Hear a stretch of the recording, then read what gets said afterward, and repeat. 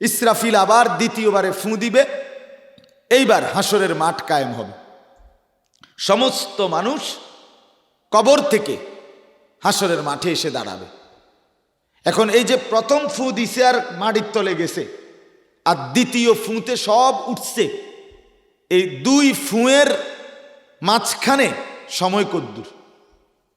রাসূলুল্লাহ সাল্লাল্লাহু আলাইহি ওয়াসাল্লাম হাদিসে বলছেন আর 40।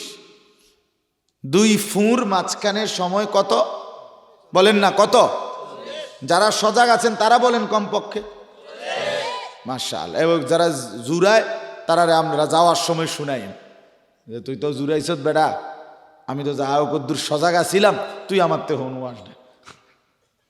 তো 40, এই 40-এর ব্যাপারে সাহাবী বর্ণনা করে যে এই 40 দিন হইতে পারে, 40 মাসও হইতে পারে, 40 বছরও হইতে পারে, 40,000 বছরও হইতে পারে।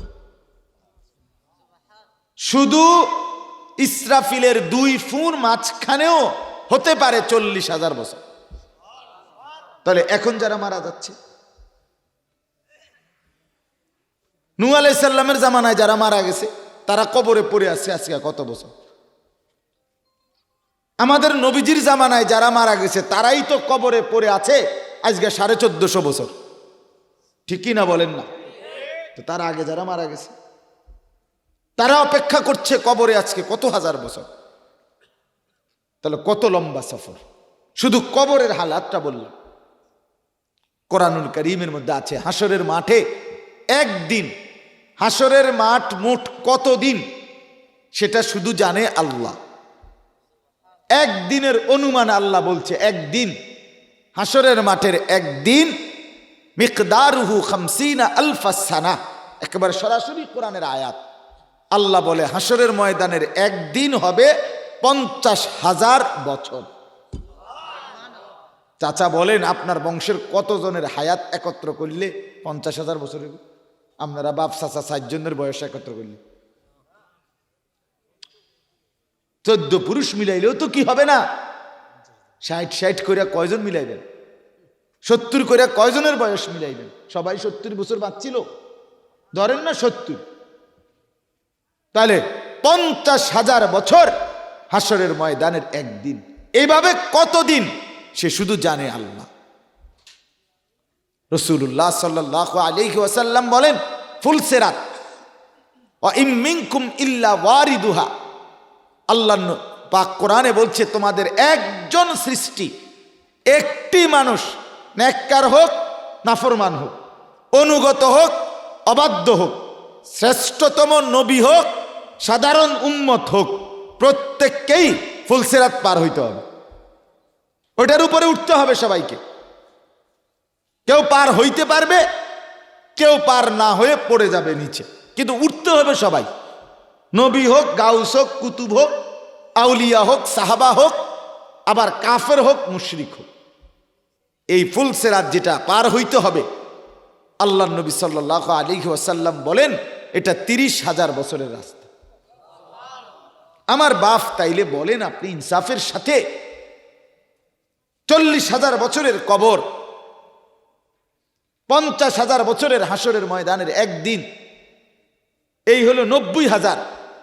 ফুলসিরাত 30,000 বছরের রাস্তা, তো এখানেই তো হয়ে গেল 1,20,000 বছর।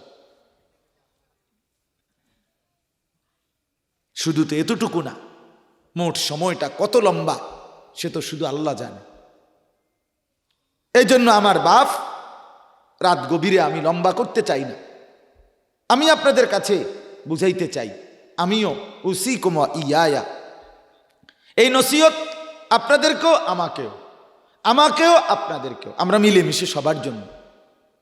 আমার জিন্দিগির নেক আমল যা হইছে তার মধ্যে ত্রুটি বিচ্যুতি বাদ সাদ দিলে টিকবো কি? কিন্তু আমার গুনাহ নিখুঁত, গুনাত কোনো ভুল নাই, গুনার মধ্যে কোনো কি নাই, নেকির মধ্যে কি আছে অনেক। অজু ঠিক মতো সুন্নাত মোতাবেক হয় নাই, গোসল ঠিক মতো ফরজ মোতাবেক হয় নাই, নামাজ ঠিক মতো সুন্নত তরিকায় হয় নাই, সূরা কেরাত অশুদ্ধ, তো টিকবো কি? আর ওজন দিলে টিকবো কি? ওজনে আইব কি? অজু হয় নাই, রুকু হয় নাই, সেজদা হয় নাই, আত্তাহিয়াতু ঠিক মতো পড়েন নাই, দোয়া দুরূদ ঠিক মতো পড়তে পারেন না, ইবাদতের অবস্থা তো দুর্বল। কিন্তু সুদের টাকা যে 300 টাকা লইন না, 2টা টাকাও যদি সিরা দেয়, 2 টাকা বদলাইয়া লয় যে বেটা জাহান নামে যামু তো জানি, কিন্তু সিরাটিয়া লইয়া যাবো কেন? মায়ের খামু তো এটা বুঝ লইয়াই লইতে আসি, তো আবার সিরাটা লঙ্কা। মানে গুনার মধ্যে কোনো ভুল নাই, গুনার মধ্যে কোনো ঘাটতি নাই, গুনার মধ্যে কোনো হেরফের নাই। গুনা 100 নাফরমানি 100 গুনা কি পরিমাণ, নেকি কোথায়? নেকি কোথায় বাপ? আমার নেকি কই, আপনার নেকি কই? কোথায় আমাদের বন্দিগি? এজন্য আমরা প্রত্যেকেই চিন্তা করা উচিত। রাত গভীরে এই শেষ বয়ানে আপনি এটাই ভাবেন,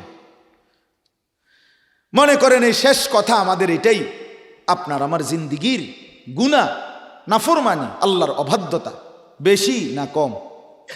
বেশি, নিঃসন্দেহে বেশি, নিঃসন্দেহে বেশি। গুনাহ বেশি, আল্লাহর অবাধ্যতা বেশি। জীবনে সত্য বলছি যা, মিথ্যা তার চাইতে বেশি হয়ে গেছে। জীবনে ভালো কথা চিন্তা করছি যা, গুনার চিন্তা তার চাইতে বেশি হয়ে গেছে। জীবনে আল্লাহর কোরআন দেখছি যতবার, নারীর ছবি দেখে ফেলছি তার চাইতে বেশি। জীবনে হালাল টাকা দেখা যাবে যত, তার চাইতে নাজায়েজ মিশ্রিত সন্দেহযুক্ত টাকা তার চাইতে বেশি। আহা বলেন বাপ, অজু নামাজ সব কিছুর মধ্যে ত্রুটি, তাহলে গুনায় গুনায় ভরা জিন্দিগি। আল্লাহর নাফরমানি বেশি, আল্লাহর নাফরমানি বেশি। আরে কোনো মানুষের জন্য যেই কাজের কোনো অর্থ নাই, এটাও বেহুদা, এটাও আখিরাতের জন্য ক্ষতিকর। এমনে বসে রয়েছেন আপনি, এক মুমিন এমনেও বেহুদা বসে থাকতে পারে না। তাইলে আমাদের প্রত্যেকের জীবনে গুনাহ, নাফরমানি, আল্লাহর অবাধ্যতা বেশি বেশি, এটাই সত্য। আল্লাহ তাআলা কোরআনুল কারীমের মধ্যে স্পষ্ট বলছেন, ওয়াদারু যাহিরাল ইসমি ওয়া বাতিনা, তোমরা প্রকাশ্য গুনাহ ছেড়ে দাও, গোপন গুনাহ ছেড়ে দাও। আমরা স্ত্রীর কত হক নষ্ট করছি, আমরা সন্তানের কত হক নষ্ট করছি, আমরা মা বাবার যথোপযুক্ত খেদমত করি নাই, আমরা আত্মীয় স্বজনের হক আদায় করি নাই, আমরা কত বন্ধু, কত মানুষকে ওজনে কম দিছি, কত সময় কত কিছু মিথ্যা বানায়া বানোয়াটি কথা বলছি। তাহলে আমাদের গুনায় গুনায় জিন্দিগি, নাফরমানিতেই আমাদের জীবন ভরা। অথচ আমাদের আখিরাত অনেক লম্বা, আমাদের নেকি একদমই কম।